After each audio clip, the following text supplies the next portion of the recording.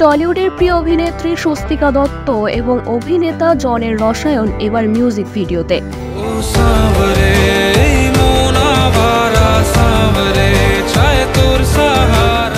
সাওয়ারে নামের এই গানের ভিডিওতে গায়ে হলুদের অনুষ্ঠানে ঘটে যাওয়া একটি চমকপ্রদ ঘটনা ধরা পড়েছে পর্দায়। স্বস্তিকা দত্ত পরেছেন হলুদ শাড়ি, খোপায় জুঁই ফুলের মালা আর গলায় কানে ফুলের গহনা। গায়ে হলুদের সাজে সেজে থাকা স্বস্তিকার অনুষ্ঠানে হঠাৎই উপস্থিত হন তার প্রাক্তন প্রেমিক। সম্পর্ক ভেঙে যাওয়ার পরেও প্রেমের আবেশ কাটেনি তার। প্রেমিকার বিয়ের দিনেই ঘটে যায় এক চাঞ্চল্যকর ঘটনা। সাওয়ারে মিউজিক ভিডিওতে সম্পর্কের জটিলতা এবং পুরনো প্রেমের আবেগ ফুটে উঠেছে। স্বস্তিকা ও জনের রসায়ন নজর কেড়েছে নেটিজেনদের।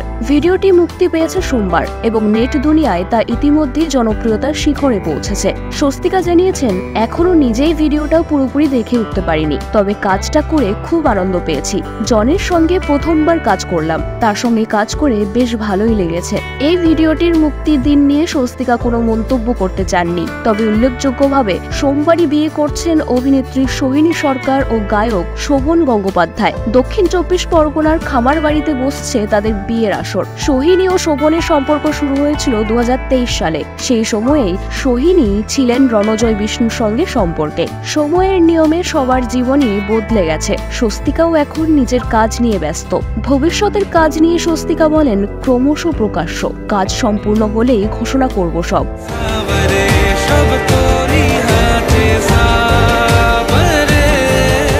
গায়ে হলুদের সাজে প্রেম ও বিচ্ছেদের এই গল্পে ভরা সাওয়ারে মিউজিক ভিডিওটি টলিউডের ভক্তদের মুগ্ধ করেছে। এখন অপেক্ষা স্বস্তিকার পরবর্তী প্রকল্প ঘোষণা শোনার।